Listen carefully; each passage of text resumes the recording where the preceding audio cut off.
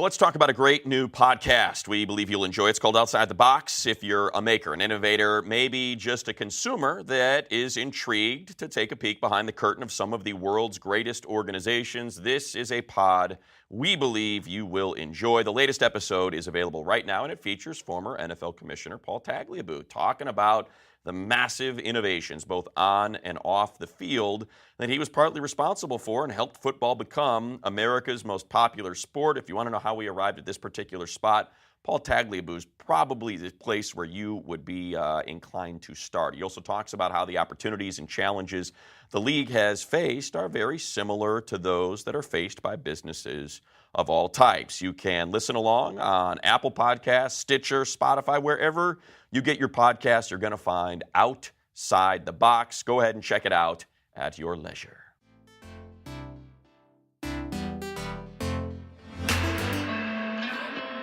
Welcome to week 11 of the Game Theory and Money podcast. We repeat the intro every time because the pod is growing. We appreciate all of you sharing your thoughts and your feelings about our podcast with others, as a lot of new people checking in each and every week. So if this is your first time, just a quick thumbnail, Matt Money Smith here. I just get in the way of Cynthia Frelund, who has her MBA predictive analytics degrees from Northwestern University. She and her big brain have those 10,000 simulations, not to mention pumping in knowledge and variables from NFL scouts and coaches that help her create the model that bring her to her conclusions that we share with you. Did I miss anything? Never. Well, I did, because you had a conversation with Kyle Rudolph about analytics and how it applies to the tight end position, and him helping you and all of our listeners and me work through what those numbers mean and what is required of a tight end in the NFL today, because it is a lot different than what was required from a tight end 20 years ago, 30 years ago.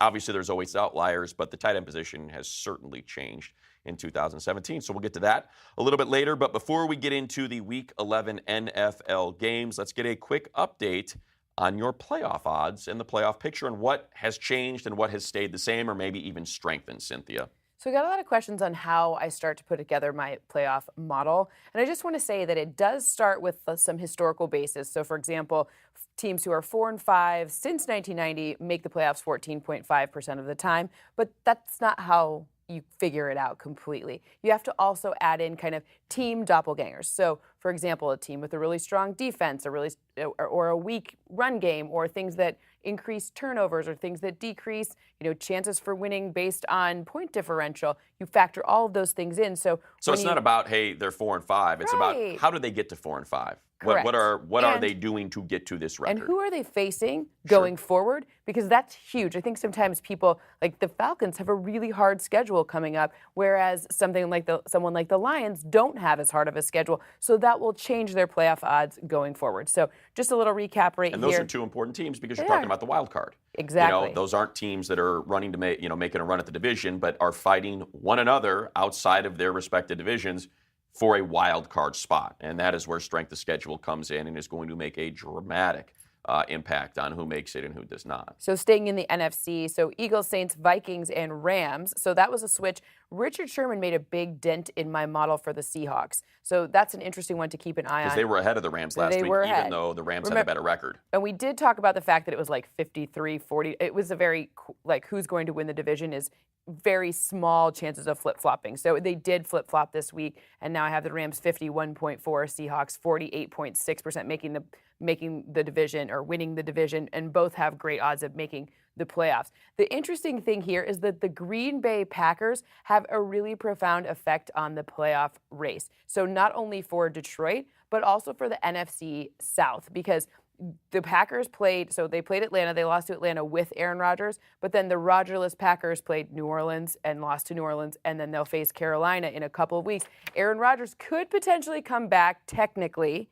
I don't necessarily think he will, but that will be the kind of one of the linchpins there. So for me, it goes Seahawks, Panthers are the last two in right now, with the Lions and the Falcons just on the outside. And the Cowboys have had a precipitous drop with the loss to Atlanta, in addition to Sean Lee being out for one, maybe two, I don't know how many more potential weeks. The Ezekiel Elliott suspension. Well, and now we know he's gone for the next 5. For the next 5. And also left tackle, Tyron Smith. That's huge. That is such a difference. We saw it last week. I mean, my goodness, 6 sacks for a single guy. 6 sacks. So Yeah. So on the other side, on the AFC is a little bit more like the top are really good, and then there's kind of a big difference between the top and kind of the bottom. So you see a big playoff drop. Steelers, Patriots, Chiefs, Jaguars, and then right now it's Titans and Bills. But the Bills are taking a downturn. For example, they are the sixth team in right now, but they only have a 39.1% chance of making the playoffs in my model. And actually, the Ravens, 31, are the next one out, and the Chargers, 18.7. So it's really anyone's game to get in those last two wild card last spots. week we might have overshot it. Last week we said 9-7 might get you in. 9-7 will likely get you in. It's probably 8-8. I mean, 8-8 has a Correct. very good chance of that sixth spot.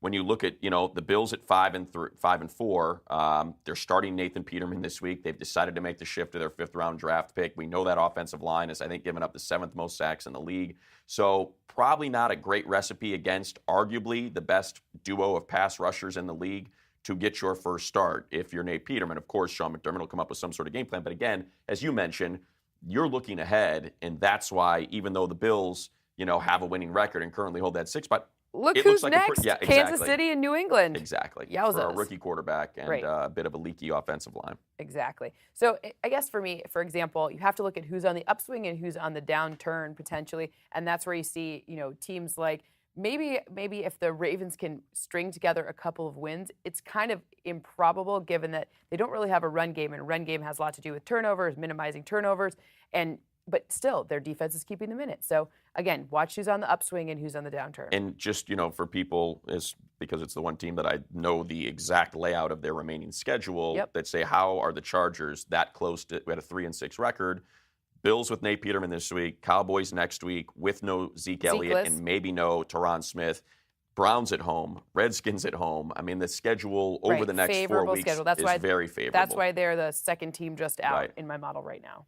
Crazy. What about the playoff odds and how they change year over year for you? I mean, is there some sort of historical context that you put each team in if their roster is similar?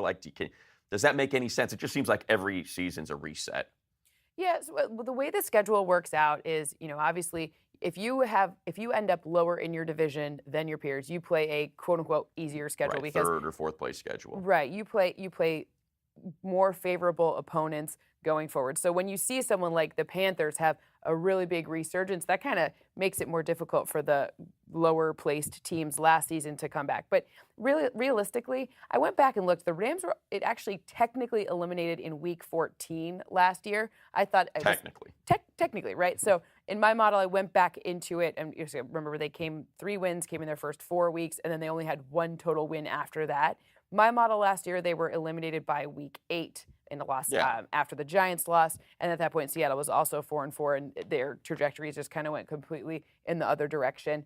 The Panthers, last year, they were eliminated technically week 16. I was actually surprised. They started out 1-5 before a week 7 bye. In my model, they were eliminated week 9. That's just some interesting notes there. Yeah, I mean, technically eliminated. There's no point to even pay attention to that. All right, Right. Congratulations. You had 4 wins. You're not making the playoffs. I mean, your model is going to be a lot more accurate, not technically, not officially, but commonsensically. It is. Let's get to those Rams because it's an interesting team considering where this stretch is going right now. And we'll focus more on the single matchup between the Rams and the Vikings. But when you go through their schedule, you have the Colts who are, coming to grasp with the reality that Andrew Luck is not going to be there. First game. Right. Right. So that's a blowout in their favor at home. They lose to Washington. And then they have this crazy Thursday night game against San Francisco that they miraculously come out on top of. The 49ers had offensive pass interference right after the 2-minute warning. Right. And it wasn't an offensive pass interference. Right. So you think about that game at Dallas, that's a good win for them. You know what? I went back and looked at that one. It was actually a lot of special teams yards, which has been inconsistent for the Rams this season. I'm not knocking the Rams. I'm just saying that was a lot of a really nice special teams win. It was a fully staffed. I Right. don't think Sean Lee was there, but it was otherwise it was a fully Yeah, that was a staffed quality win. Cowboys team quality win. They lose to Seattle. They go to Jacksonville before the acquisition of Marcel Darius. You're going to get into that and what kind of impact that has made for the Jags because it has been dramatic. Gosh, poor Spencer Pulley. I saw it up close. Arizona with no Carson Palmer. They blow them out. Oh, and no, David Johnson. And no David Johnson, exactly. So That, you've got no David Johnson. And then, the Giants are a mess this season, and Houston without Deshaun Watson. And J.J. Watt and Whitney Merciless. It is every single break has worked out for them this season. I'm not taking anything away from the quality team that they are, because certainly you can't be number one in the league in scoring offense and be bad. But they've really had a lot of great breaks. And it's interesting to see, Cynthia, in your model, and I'm going to stop talking here so you can get into this moving forward. I mean, you look at their remaining schedule, and when you see Minnesota, New Orleans, Philadelphia, at Seattle, at Tennessee, it gets pretty nasty here if they can't catch those same sort of breaks. I mean, you know more about luck or the opposite side of luck than maybe most of it, because you've seen it up front. It goes both ways. You do need to get a little bit lucky. Every single Super Bowl team has gotten a little bit lucky. We've seen it every single year. That's without a doubt. So you're absolutely right. The Rams, they have a harder schedule going forward. But I will say they've padded their wins. They've kept playing through the fourth quarter. So we've seen some different trends this year that could project for if they do get behind. It's not like they haven't played four full quarters before. They have not let up. Look at that Giants game. I believe it was Don Mattingly, as at the radio station I work on. We do the Dodgers, and we used to talk to Mattingly a lot. And he had a real interesting way of putting it when asked about early season wins versus late season wins. He said, think of it as an ATM that spits out wins. And what you want to do is make as many deposits as you can so you can make those withdrawals later in the year. And that's what you're speaking about with the Rams. They have got a lot of win equity in their win ATM that they can afford to make some withdrawals here over the last nearly half of the season, considering how tough their schedule gets. And it doesn't hurt that Arizona is now potentially, increasingly injured. They're changing their, quarterback injuries are always, we don't ever want them, but it does kind of help the other teams in. Yeah, in your I mean, you wouldn't suspect they're going to lose all of those games that we're signaling as tough games. Nope. New Orleans at home, at Minnesota, at Seattle, at Tennessee, Philly at home. They'll win, at least a couple of them. You would assume they look to be a quality team with a really good defense. But at the same time, I think it's worth pointing out that they have had a lot of breaks along the way with key players being injured. The wild card will really come down to the West, North. What happens? I mean, if Aaron Rodgers comes back, the North will have a different opportunity than if not, and then the NFC South, which obviously big difference with the Saints this season. Real quick, I mentioned Marcel Darius. Yep. I saw it. He is a wrecking machine of an interior defensive lineman. He has never had questions about his talent. It has always been about focus and the ability to fit into a team structure. So far, so good in Jacksonville. What has his addition done to the Jaguars? So I first tried to look for someone who changed playoff models a lot in a midseason trade. And kind of one that came up was actually Marshawn Lynch being traded to the Seahawks. It propelled them to go to the playoffs. But I called my mentor and I asked my mentor for a little bit of a history lesson because, listen, I have to bring my best for you money, right? Sure. So and everybody listening. Obviously. So when the Raiders were in LA in 1983, that's their last Super Bowl winning season, they did a midseason trade with the Patriots for a cornerback. Do you remember his name? No, who was it? Mike Haynes. Oh, they brought out Haynes. That's right. Well, God, I should have known that. So the comparable and Hall of Fame cornerback helps out a little bit, right? Just a little bit. So to me, the comparison and the analogy, and when I was talking to my mentor, the analogy that he made to me was that this is a championship caliber defense that added a final piece and addressed a major need that they didn't necessarily think they were going to be able to get in the middle of the season. Marcel Darius, before coming to Jacksonville, they were averaging about 140 yards per game on the ground, given up to opposing rushers. And now, once he's here, that final piece that kind of brings them together. Now, my mentor's like, I'm not suggesting the Jags are going to win the Super Bowl, but it's more the analogy of, okay, looking back at like something that is a championship caliber sort of defense, is a championship caliber, because this is what you're going to have to do. You saw the recipe, for Denver, when you have a turnover-prone quarterback, you have to solidify and fortify your defense, and they didn't think they were going to be able to get that piece when the Raiders got Mike Haynes, and they didn't probably think they were going to get Marcel Darius. And you know what? We just saw it this last week. I mean, Blake Bortles throws 2 picks in the final 2 minutes. The Chargers are up. They should have won that game. Nearly threw a pick 6. And what happened? They were able to keep all 3 timeouts because of the fumble from Austin Eckler. And they run into the middle of the line 3 times to force the Jags to use their timeouts. And they didn't give up a single yard. And it was all Marcel Darius on the interior. He and Calais Campbell, it just collapsed the A and B gaps. And there was nowhere for them to go. Bad punt. Jacksonville comes out with a victory, which certainly is going to play pretty well into their hoping that they end up making the postseason this year.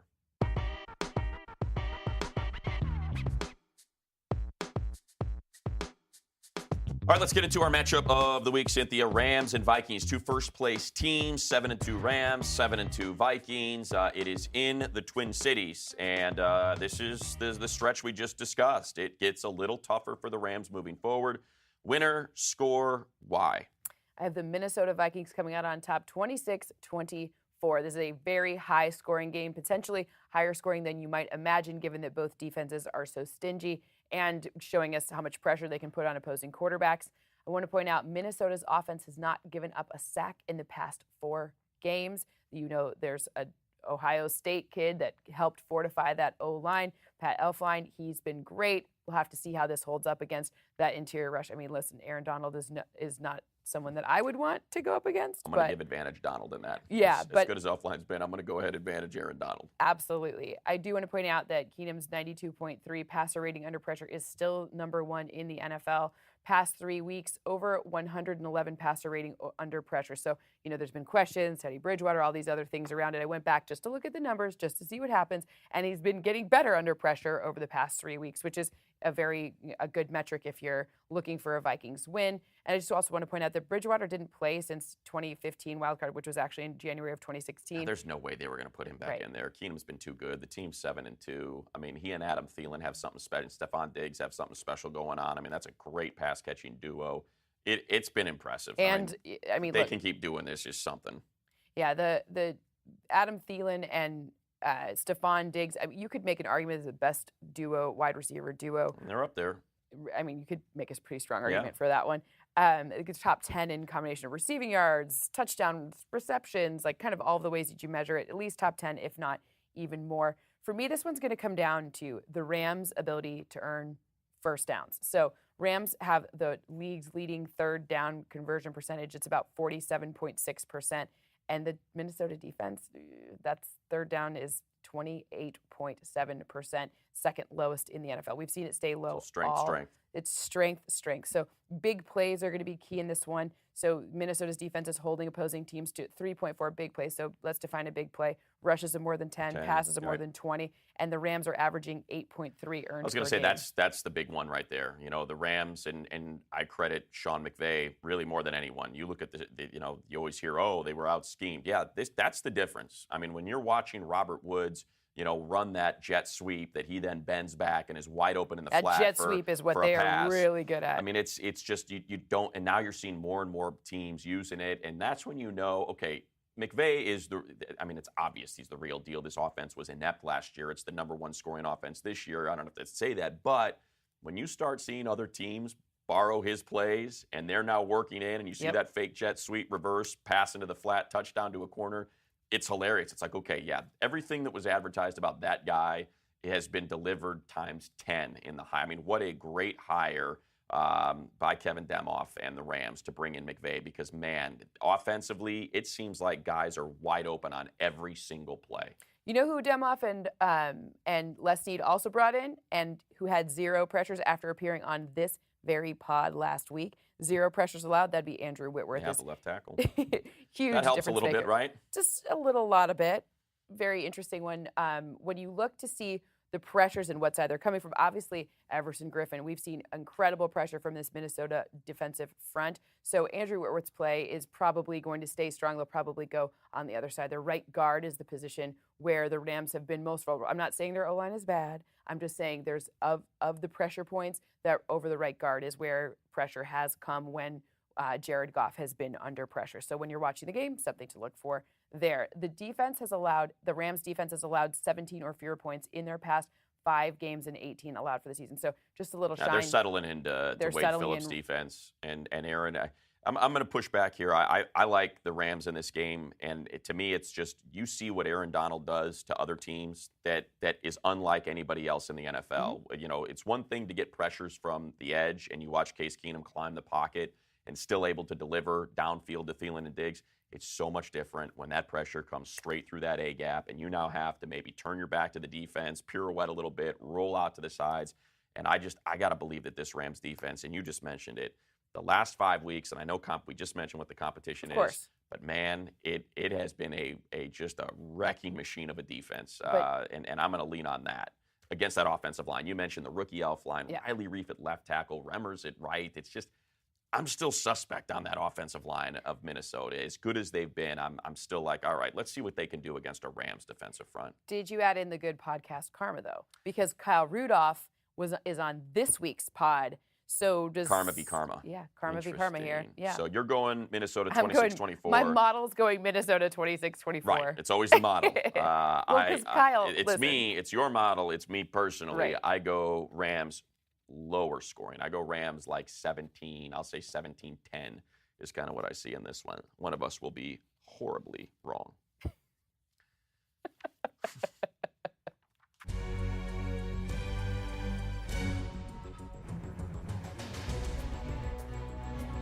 All right, Cynthia, from the matchup of the week to the Frelund forecast. These are the other 4 games that our man John, producer John, has tagged as the second tier and the games that we want to focus on. So if you don't like him, you can blame John. That's exactly right. If you feel like your team was left out, your game of the week was left out, well, it's his fault, not ours. He selects these things.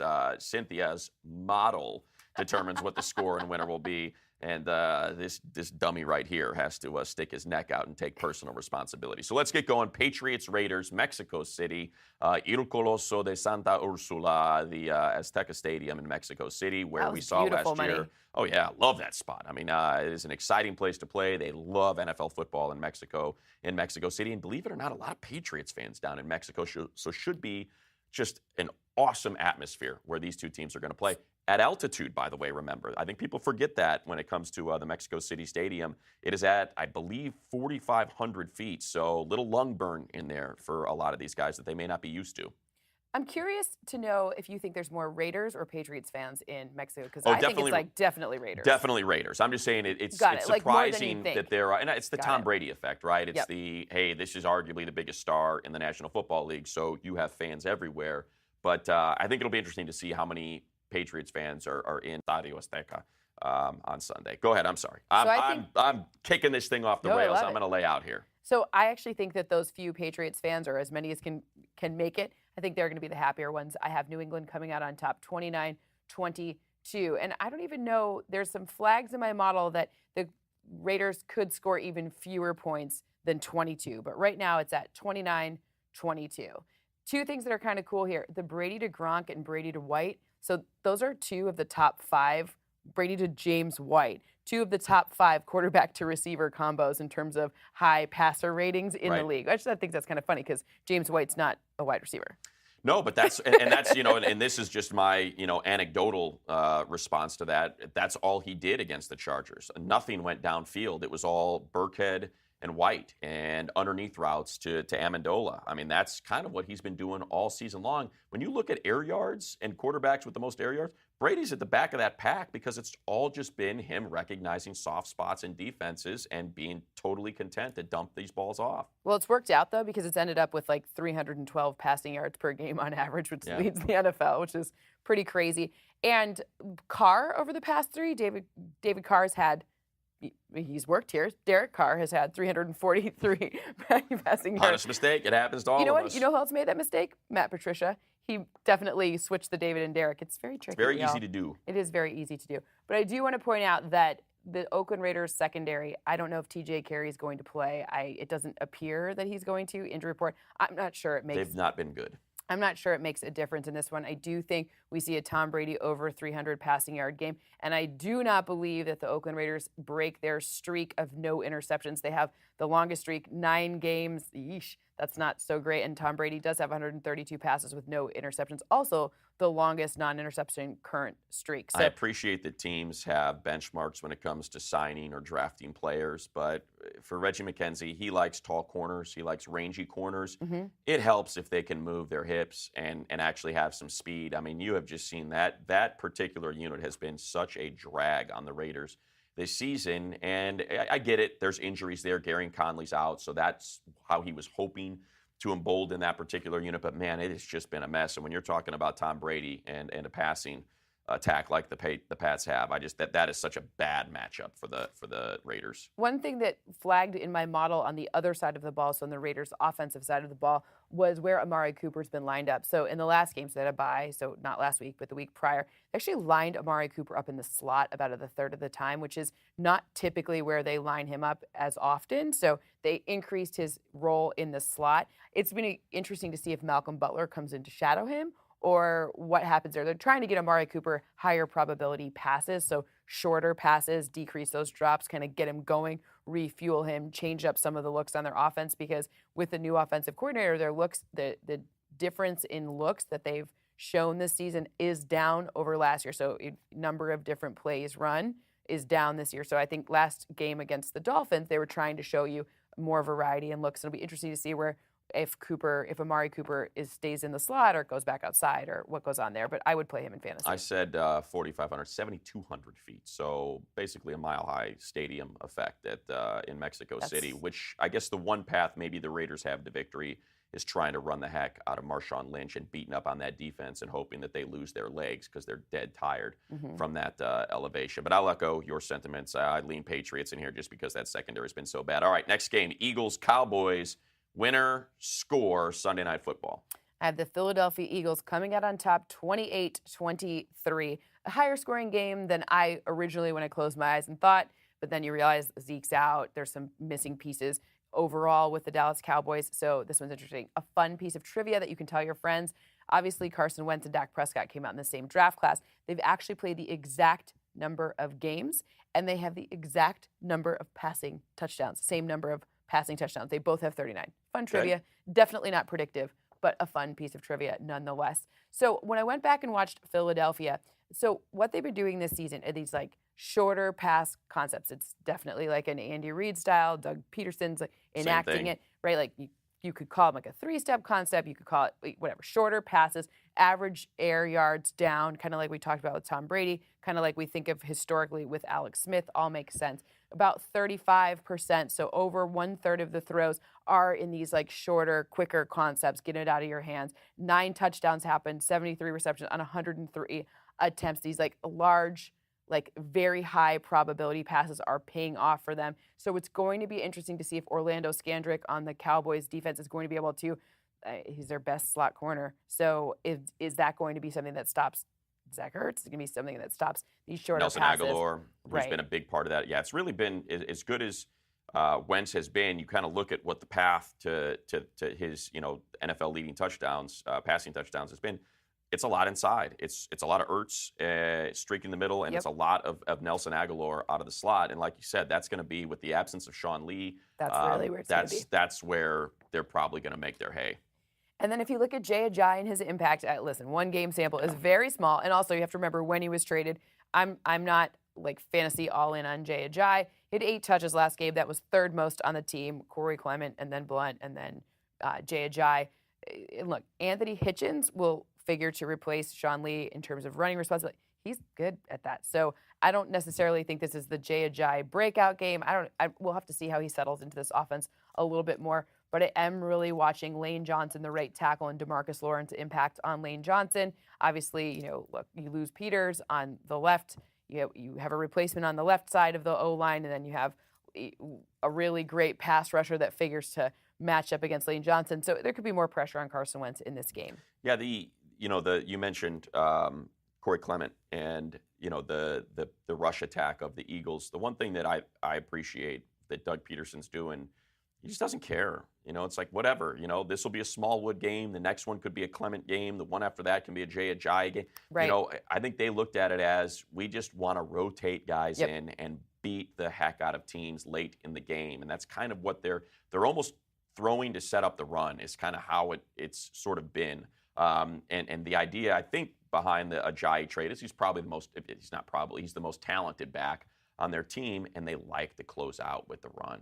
That's just, they want to kind of, that's how they've been winning a lot of these games, is they're running that 4-minute drill, what they call it, but they're these like 6 to 8 minute drives late in the game that they're just sucking the will out of their opponents. And I'll echo, what you said. I'll take the Eagles. as well. And it's just, the identity of that offense is Zeke Elliott. And without him, 33% of their scrimmage yards belong to Zeke Elliott. When you try to replace that, typically on a team's leading scrimmage yard earner, be it wide receiver, tight end, or running back, is about 23%. That's the average of your number one person in the NFL. This guy's 10% higher than that. You try to replace that production. Alfred Morris, it wasn't what they probably anticipated. Obviously, you're missing some pieces on the O-line last game against the Falcons, but realistically speaking, they're going to rush less. They're going to lean on the pass game a little bit more, and especially against this defense, the Philadelphia defense, which allows the fewest yards to overall rushing yards and the fewest yards per attempt, 2.9 yards per rush. It's the fewest without in the NFL. Zeke. Yeah, it's not a recipe for a strong run game in this one. I'd stay away from any of that in fantasy. All right, let's think about the playoffs last year and how the Falcons got to the Super Bowl and the Falcons and the Seahawks on Monday Night Football and whether or not maybe the Falcons figured something out, because this is the same record they had at the same point last year when they made their Super Bowl run, and we certainly saw that fierce pass rush that made an appearance right about this time last season show up against the Cowboys. Score, winner, why? I have the Seahawks coming out on top, 24-22. Be careful. I think there will be fewer points scored in the game overall if Devontae Freeman doesn't play. He's potentially not going to. I think he's still in the concussion protocol as of recording this pod, right? Still in it? Yes, I believe so. I think they're in it all until they're cleared. So I've not heard that he's been cleared. I would assume. Right. So I would assume he's still in there. So talking about the most important factor in this game is the big loss of Richard Sherman. He has an under 50, so 40.2 passer rating allowed this season. Pretty good. Yeah, it's a pretty good one. It's almost the same as throwing the ball on the ground. Right, which we learned last week. What is it, 39.4? There you go, 39.4. Richard Sherman, basically just a dirt ball. A dirt ball. And I mean the pass, not the guy. Well, listen, a dirt ball is like the best thing possible, right? Right. So Sherman hasn't missed a game, 111 including playoffs, 32 interceptions, most over this time period since he's entered the league, lowest target percentage since 2002. I mean, would you like me to keep going on? Because I can, but ultimately they've played about 3,500 pass plays. They've faced 3,500 pass plays with him in and only about 300 without. Anyone when they say his opposing team's passer ratings go up with him not in, well, look at the situation that they're in. They're like down by a bunch, or it's not a typical passing situation. Like this is stop. It's going to be more dramatic than just 15 passer rating points in my estimation. You do probably get Earl Thomas returning, so that's a big help because we've seen the dramatic difference in their defense without Earl Thomas. To borrow the Sheck phrase, he is the Jenga piece of their defense. He's the Jenga piece. As good as Michael Bennett is, as good as Bobby Wagner is, Richard Sherman, Earl Thomas is what makes that cover 3 defense go. When you have a safety like that, it changes everything. Changes everything. Seattle did sign Byron Maxwell, and they also have Shaquille Griffin, the rookie. Nobody's going to replace Richard Sherman. And just no. So Julio Jones could finish his streak of 3 straight games without a touchdown. I don't think that you're going to see, look, there's some fun stats out there that when Julio Jones matched up in one game against the other corners or the other defensive pieces on the Seattle team, that he had like a perfect passer rating, that Matt Ryan had a perfect passer rating to him. They're going to figure something out in this case. I don't think it's going to be perfect, but I do have Julio Jones breaking his touchdownless streak. But Matt Ryan on the other side of the ball, or looking at it from there, those interceptions, 8 interceptions is more than his entire 26 season. I'm a little concerned in this game if Devontae Freeman isn't able to play, and obviously even if Devontae Freeman is, Bobby Wagner in the middle, Tevin Coleman, Devontae Freeman, that's a tough matchup for them overall. So for me, this one is going to be the Dwayne Brown test game with the pass rush. I think Matt Ryan, not my favorite fantasy pick. However, I told you last week that Cam Newton wasn't my favorite fantasy pick, so I was totally wrong on that. So there was that. I'm going to push back again. I'm not saying that the Falcons are back to what they were last year, but the Seahawks have not been that good. When you've got Russell Wilson, I think the number is he's accounted for 81% of their scrimmage yards. Oh, and he's their leading rusher. That's what I mean. So the offensive line has not been good. They have no running game. They don't necessarily have, that you have Doug Baldwin, who usually comes on at the back end of the season, but he has not been that elite this year. And when you just go through their scores, they eked out a win against Houston. should have lost that game to the Rams. It was a drop pass by Cooper Kupp in the end zone that would have led the Rams to win basically at the buzzer. It was a tight one, or they lost to Tennessee. It doesn't look like they're a very good team. So even though it's up in Seattle, even though it's in primetime, I don't have a lot of faith in the Falcons because Matt Ryan has not been good this year. I just think that pass rush against that offensive line without a running game, this is the spot where the Seahawks, everyone's like, oh yeah, that's right. Even though we believe in them in the second half of the season and this defense is great, there are some serious issues along that O-line and the fact they have no running game that are coming, to fruition. So I'll go Falcons. And again, what the heck? Why not? It's about time for you to sweep me in all these things anyway. No. Let's go. I have a fun trivia piece please. for you really quick. So we talked about I hate trivia. Why? It's fun. I'm kidding. Go. We have 2 undrafted free agents that we've talked about in this pod. So we talked about Adam Thielen and Doug Baldwin. Okay, so no undrafted player has more 150 receiving yard games than one of those 2. Thielen. Yep, and then who's number 2? He's got 3, I think, right? And he I think does. Baldwin's got 2. He does. There Perfect. we go. See? I love trivia. All right. You don't. You hate trivia. On to our final of the forecast. Redskins, Saints. The surprise Saints and a Redskins team that is scrappy enough to keep themselves in this playoff conversation through the end of the year. I have New Orleans coming out on top 28-21 in a lower scoring game than you might imagine. So New Orleans, a fun note here, 7 straight 8+ point wins, so bigger wins than at least we anticipated. I know the Bills were supposed to keep it closer per my math, but that didn't happen last week. Kamara and Ingram, most productive running back duo in the NFL. That's kind of I think that's a little bit of a surprise. Certainly before the season. Right. I mean, it seemed like they were trying to get rid of Mark Ingram, because they Both brought of in them. Adrian They're getting rid of Peterson. both of them. They drafted Alvin Kamara. So it was like, okay, the writing's on the wall. They're done with this Mark Ingram experiment. And now, he's making a case as being the best running back in the league at the particular moment. And that's what the Saints are doing. They're playing great defense, running the heck out of the ball, scoring a lot of points. He's like this year's DeMarco Murray. Right. He's a lot of touchdowns. A lot of touchdowns. Breeze, 71.7% completion percentage, leads the NFL. So this is a really good example of like how these stats correlate.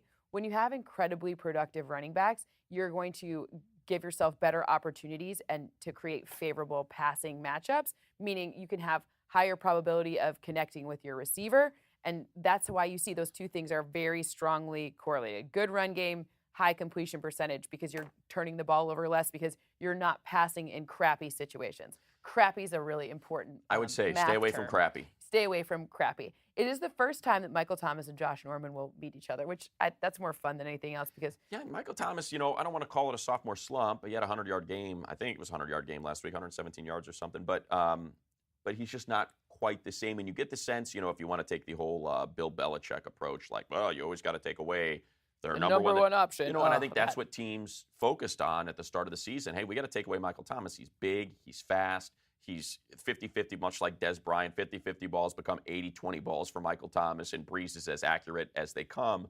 And he's Keyshawn Johnson's nephew. There you go. I mean, that's Taft High. Let's go. So it seems like teams are taking him away. There's a lot of shading by safeties over to him. There's a lot of double coverage for Michael Thomas. And you know what? The running game is what's been able to counteract that. So you wonder if there's going to be more of a shift toward, he's going to start seeing more one-on-ones. You're going to have to bring that extra defender up into the box to slow down Mark Ingram or Kamara. And you'll start to see him, just speaking from fantasy terms, really start to pick it up here at the back end of the season. And by the way, Josh Norman has allowed a 91.9 passer rating, which is not that crazy, right? I mean, Richard Sherman, 40.2. Josh Norman, 91.9. 91.9, probably better than a lot of quarterbacks' season-long ratings. Right, at least probably 60% of the quarterbacks this season. I'm with you. I'll take the Saints, especially on the carpet in the Superdome. And this to me, sets up to be a Drew Brees game for all of the... Definitely. Right? Even though Washington's getting healthier, they figure to get more of their O-line back. They're still missing a lot of pieces on their defense, like 3 defensive ends and a really good linebacker. And, Jordan Reed, they're missing a lot of pieces. They get their O-line back this week. They do. They probably get 2 really important pieces like that left tackle. Right, Trent Williams and Brandon Sheriff. So that's a huge boost for them.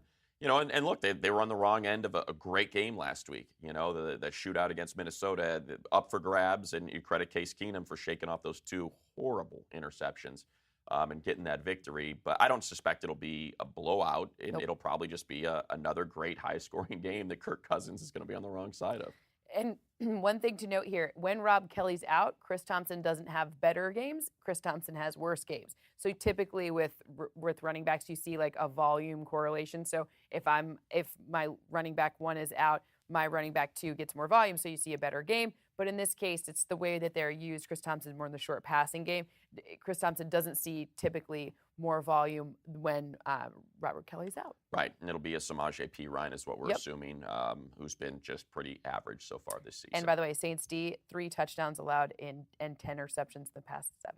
That's good. That's pretty good.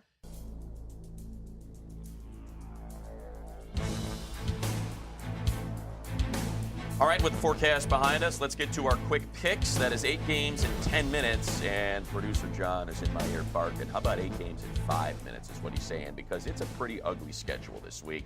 So let's start with the Nathan Peterman game, Bills and Chargers here at StubHub Center in Los Angeles, where we currently sit. I have the Chargers coming out on top 24-19. I want to ask you if Austin Eckler's for real and should fantasy owners go get him? Yes, because Brandon Oliver was the number 2 back. He was inactive. That's because Eckler has been very good in practice all season long. And you saw in that Jags game, save for that fumble, he was pretty darn special against a run D that held a lot of backs in check since the acquisition of Marcel Darius, particularly Melvin Gordon. So I would go out and pick him up because I think he's probably going to get about 40% of the snaps. Bills have been outscored by 50 combined points in the past 2 games. Okay, that's not very nice because it's 2 games. It's a small sample size. Still have the number 1 turnover differential. The Bills trades have been really fascinating, and you talked about Darius being gone. We've talked about it a ton. When he was on the team, they were only allowing 3.5 rushing yards per game. Since he's been gone, 5.5 rushing yards per carry. That's a huge difference. A little bit. Like you get an 2 extra yards. 2, that's a bit of a problem. Bit of a problem. Fantasy, go pick up the Chargers defense. It's a leaky offensive line with a rookie quarterback and the best pass rushing duo in the league of Joey Bosa and Melvin Ingram. I suppose that'll have a big impact. And on Austin this game. Eckler. And Austin Eckler. Lions-Bears, winner, score. Ugh, I hate it because this whole Lions fans always hate picking the Lions in anything. But my model has Detroit coming out on top, 24-20. You stop putting this all on your model. Listen, if there's, I would not pick it because it makes my stomach hurt to be close to potentially going to the playoffs.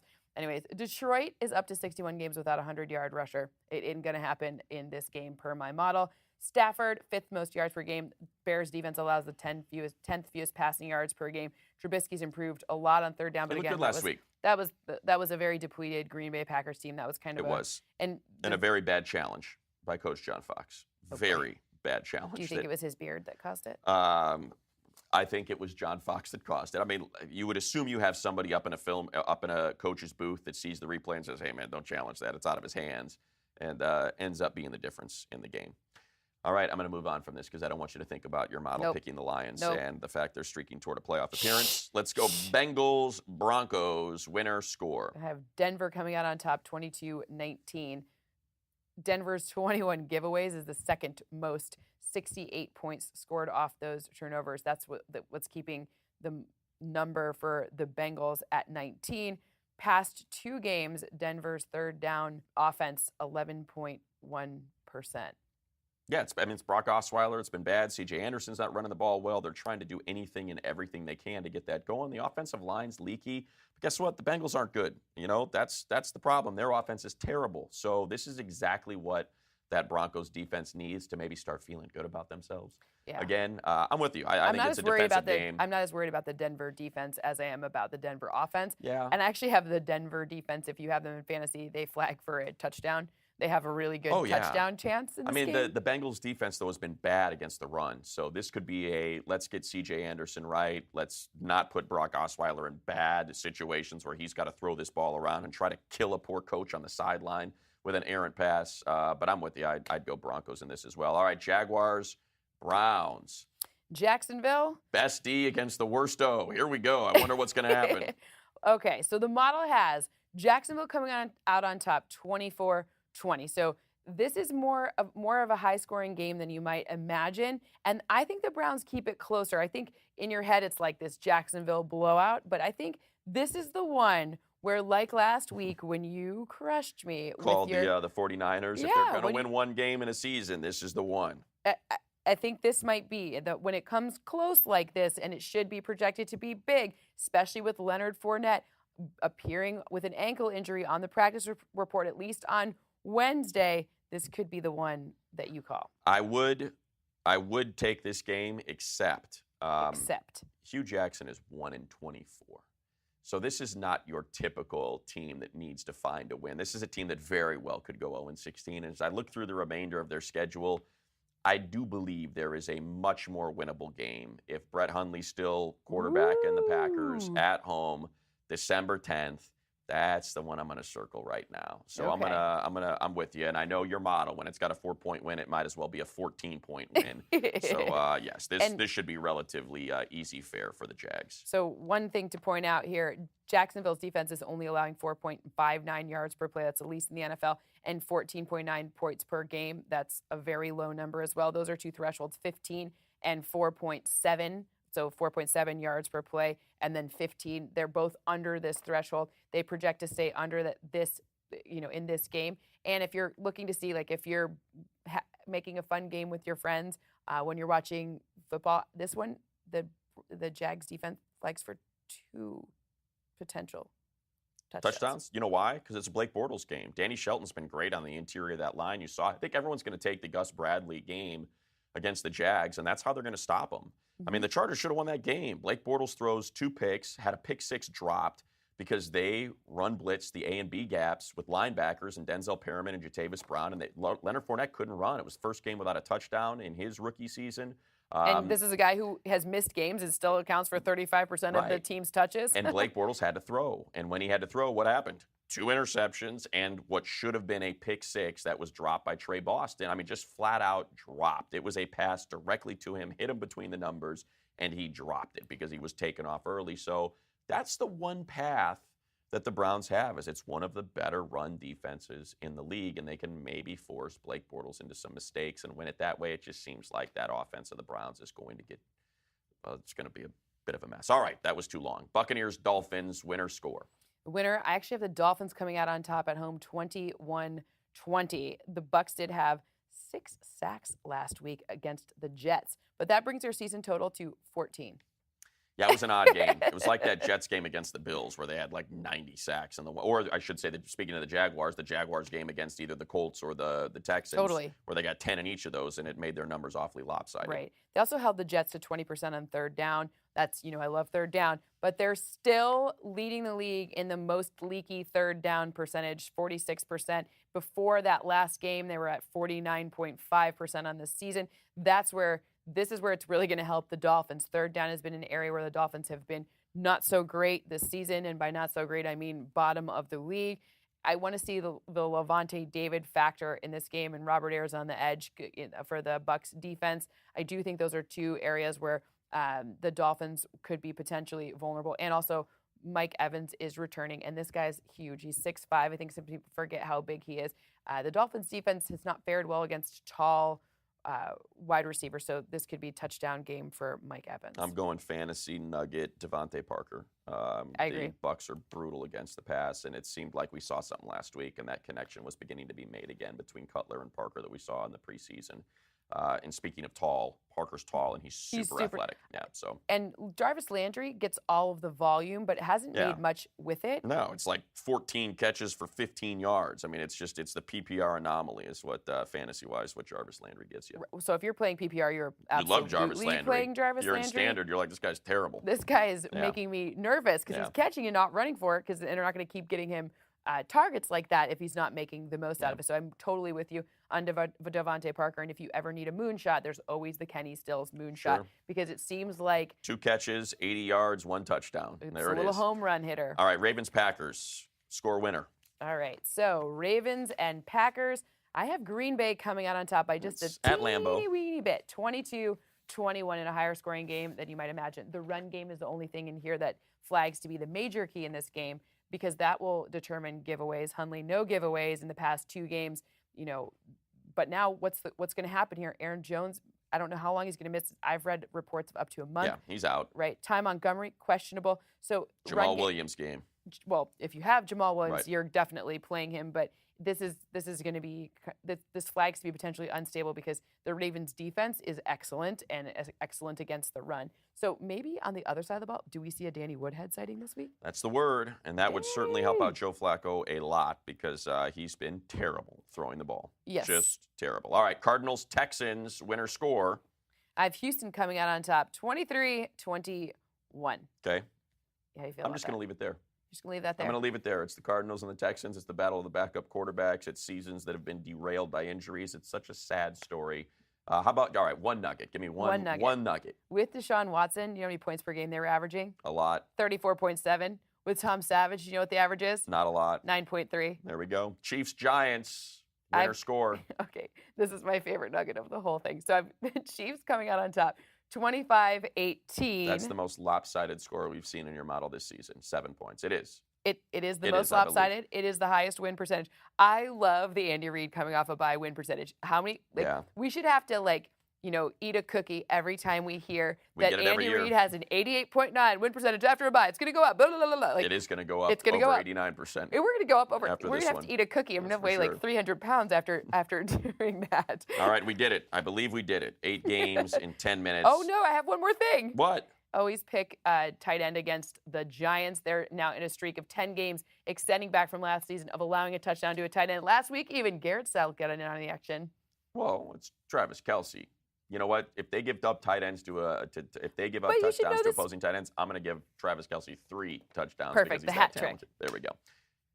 All right, let's get to your confidence index. The 3 predictions you made on the pod, Cynthia, that you have the most confidence in. Well, we already hammered home that if you're picking a survivor team this week and you have the Chiefs available to you, that one's the one with the highest win percentage. But I also like a lot of points to be scored. And by a lot, I mean more than you might close your eyes and imagine. To be scored when Baltimore takes on Green Bay. I have a final score there of 22-21. I also have a lot of points in Philadelphia versus Dallas, 28-23, and a lot of points in Jacksonville at Cleveland, 24-20.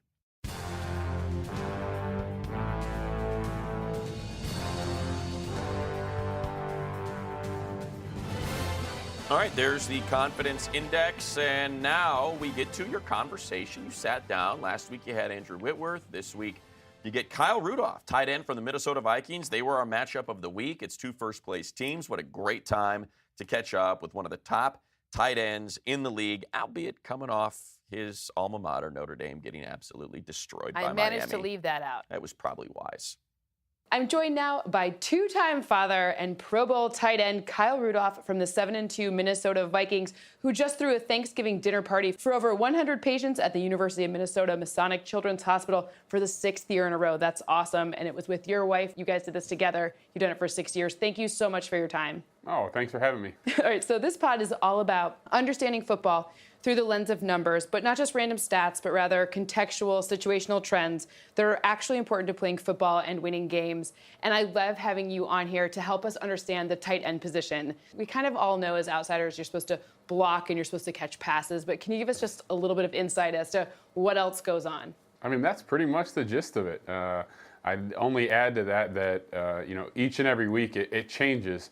Our role can be one thing one week. We can be extremely involved in the pass game and like matchups in the pass game. And then the next week we could have a matchup in the pass protection aspect of game that, maybe we need to help out a little bit more. Maybe we need to stay in a little bit more. So as a tight end, your role can change each and every week. It's really unlike any other position. You look at wide receivers, like their role each and every week is going to be to catch passes. Runners are the same way. Like it's going to be their job to run the football. Linemen, it's their job to block every week. Whereas we're kind of a hybrid of all those. So ours can change each and every week. Awesome. So actually, over the past 2 years especially, you've had kind of some different contexts. So last year, just to kind of run it through, you lost Teddy Bridgewater in the preseason, so Sam Bradford came over kind of late. And then you lost Adrian Peterson. And then you exploded for 132 targets, 83 receptions. That's your career most. That was 50 more targets from the year prior. This season, you started with Bradford, and now you have Case Keenum, and Teddy Bridgewater's back, and you started with Dalvin Cook, and now Jerick McKinnon. Kind of, how does this change? So you're talking about every week it sort of changes. How is it different kind of over the past 2 years? Well, you look back at the past 2 years, and unfortunately, we've had some injuries at the quarterback position, and one of the things that we've had to do, we spend all off season with a guy, and you're, working on things in April, May, June, July training camp, August in the preseason, and then we get to the regular season and we're not with that guy anymore. So, we have to play catch up with our starting quarterback, and that's something that we've had to do each of the last 2 years. You get familiar with a quarterback. You get on the same page with that guy, and then we're in the regular season, and now we have somebody else under center. So we've had to put in a bunch of extra time as skill players to make sure that we get on the same page with our starting quarterback. It's actually been pretty good for Case Keenum. He has some of the best, actually his career bests in almost every single category. So it's obviously working, right? This different scheming and figuring out what's going on. Pretty interesting there. Just kind of a cool note here.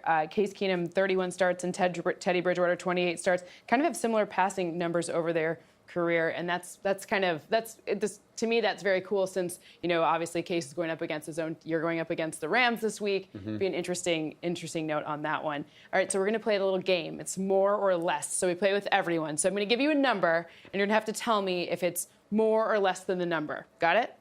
All right. Got it. So 5. Have you caught touchdown passes from more or less than 5 different quarterbacks since you started in 2011? More. Okay. Well, do you know the number? Since 2011, I believe it's 8. Well, you had 8 different quarterbacks, 6 different passes, 6 different catches.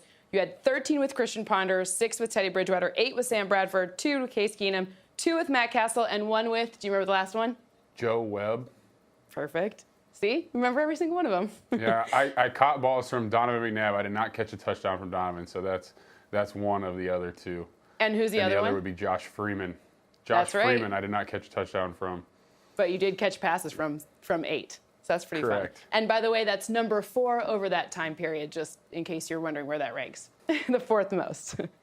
Okay, Yeah, so. we're going to try to keep that number down over the next 7 years. Yeah. Well, these other guys, it's Lance Kendricks, Jared Cook, and Delaney Walker. So, Jared Cook's been on several teams, so they have an advantage over you having different teams, right? More quarterbacks, different Correct. teams. Yeah. Okay, so number 2, I went back and I watched every single pass that you caught this past year. Now, technically on the stat sheet, it says 2. So 2 dropped passes. Is the reality that you have more or less than 2 dropped passes this season? Less. That is exactly right. Do you know what the number is? 0. Nailed it. It is true. They're technically like a stat sheet, sort of like it's kind of a stat sheet mess up. So you have 0. That's a pretty nice catch rate. Case Keenum should send you a good Christmas present. Stat sheet mess up. All I try right, to number take care of them, 1, if they're going to throw the ball to me and make sure I catch it. Yeah, right. That's exactly. Okay, so the last question here, 1, and that's the number of father of twins who have been on this pod, more or less than 1. I'm going to say more. Obviously you're a listener, right? So you knew that we had Andrew Whitworth last week, who was also a father of twins. Exactly. Awesome. All right, so moving on, I know you're an excellent teammate, and I want to know, of all of your teammates on the other side of the ball, so your amazing defense, I could go on and on about all of the great numbers about your defense. Who would you least like to get hit by on your team?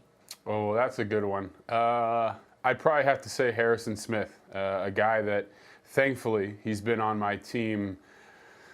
Now we've played together for 9 years, 3 years in college, and this is our 6th year together here in Minnesota. So, when he's covering me in practice, we're not going full contact, so I don't have to worry about the hitman coming down and laying one on me. I think that might be like a Notre Dame thing too, right? Like you're like fellow Notre Damer, yeah? Yeah, he's my guy too, so, go Irish. Yeah, so on this pod, we talk a lot about how he's underrated. So I love him, that safety position. I think that he doesn't give enough shine nationally. So I always like to add a little extra Harrison Smith love wherever I can here. We appreciate it. That's awesome. Absolutely. One of the things that I study is multiple sport athletes and how they've panned out to the NFL. And the tight end position, actually, you're kind of an archetype for one of the studies, and that is how basketball players translate to the tight end position. And I know you were a standout high school basketball athlete. What position did you play? I played the forward. We played with 3 guards and 2 forwards, so I played on the wing. You played on the wing? Okay. And so how tall are you again? Football height, I'm 6'6" and an eighth. Football height, you're 6'6". But that's the NFL Combine, yeah. They make you as Perfect. short as possible. Right. So first of all, you went to high school in Ohio, Cincinnati, standout basketball player. And then how does that translate and help you in the NFL?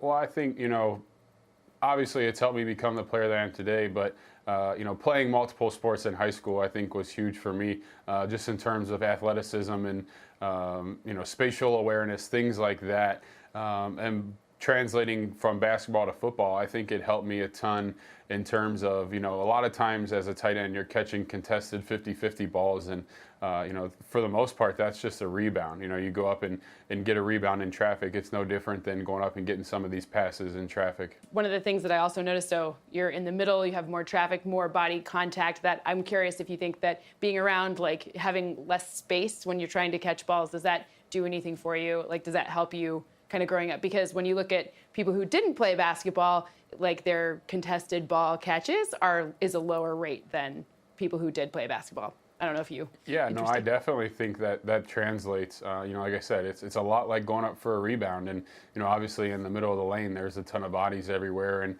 that spatial awareness I think is huge in terms of there's a little bit of contact going on when you're going up to get the ball, and it's the same thing with 50-50 balls in football. So I asked you about your own teammate, but is there a big hit from another team member that you took that you kind of remember, that a big one? Obviously, you get the best of anyone that you're going up against, right? But I always try to, but that's not. Unfortunately, in this league, you realize early on that that's not always going to be the case. And early in my career, I got hit by Lance Briggs, and he got me going across the middle, running a shallow cross. I didn't see him at all.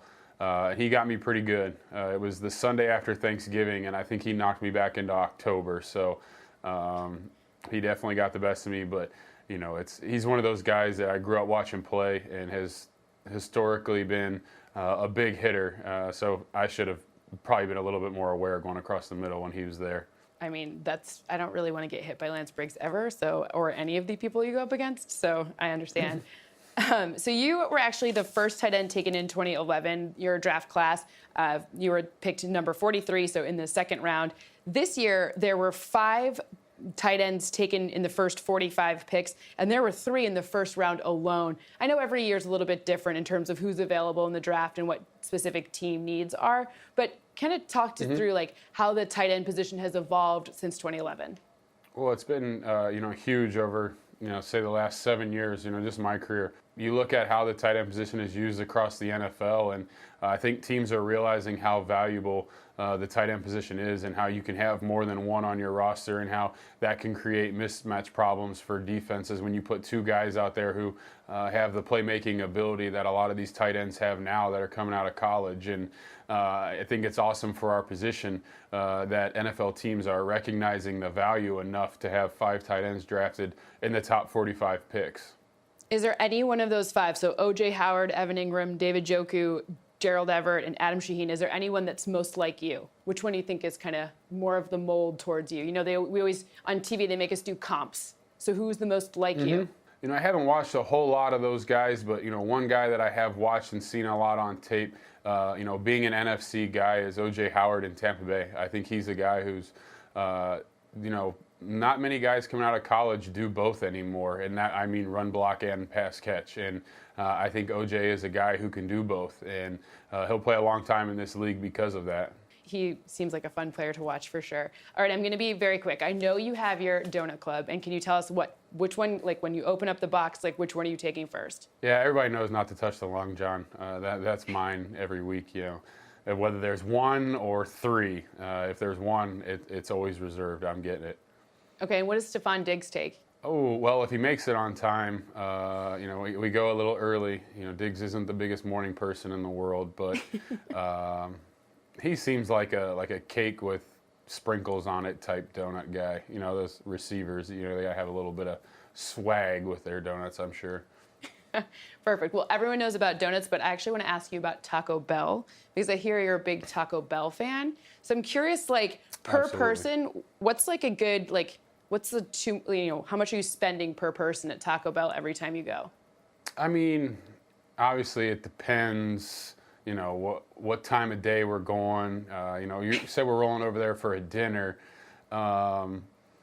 I mean, I think it's appropriate. I mean, if you're spending like $20 a person, most people would say $20 could get you the whole meal, but I think you're really leaving out some key parts of Taco Bell if you're not going with at least $20 a person.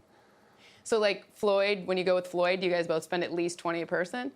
Yeah, I mean, when you go with a receiver, they don't really quite do it. As So a Harrison, tight end, do you go we've with been talking Harrison? about how Harry's another good one. But those guys aren't. We were talking about like the hybrid. I like to consider myself an offensive lineman at times, so I like going with the offensive lineman. Those guys really get after it, and that's when you get some fun Taco Bell orders, is taking a bunch of offensive linemen. What's the biggest bill you've ever spent there?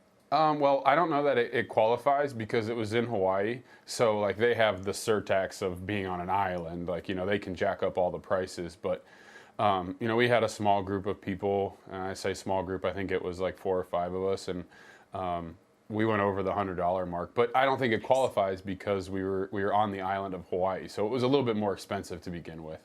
Fair.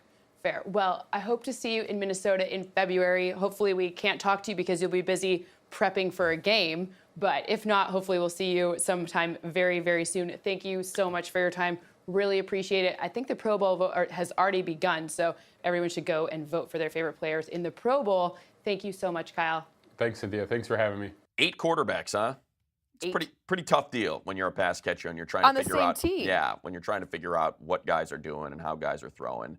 But he and Case Keenum have been great, and Kyle Rudolph's he's certainly underrated, I think it's safe to say, just because they're not eye-popping numbers, but he is one of the better tight ends in the league. I enjoyed that conversation, and you kind of just get an idea of sort of the grinded-out nature of what it's been like to play football in Minnesota, specifically because of that one position, the quarterback spot. If we would have been talking to him like 2 years ago, it would have been interesting to see, because when you have Adrian Peterson there, it changes the opportunity for tight ends. And since Adrian Peterson has left, they're starting to run more 3 tight end sets and use tight ends in passing game more. Last season, you saw this huge uptick when they lost Adrian Peterson. They had to figure out a run game, and then they lost their quarterback. So basically, to me, he's the sort of model of versatility. So watching what he does when he's not necessarily the target is really interesting and has more of an impact. There should be a way to measure it a little bit better, but it's more about like how many yards per play their offense earns when he's on the field. Yeah, we like tight ends that'll hook.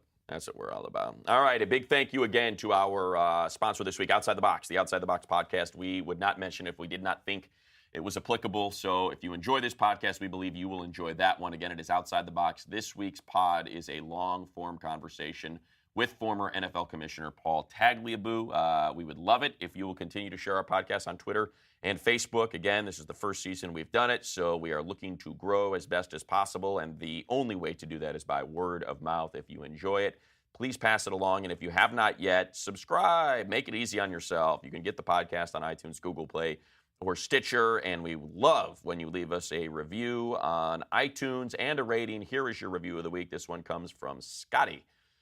Listening to this pod has helped in my game picking. Of course, I only pick games for entertainment purposes! !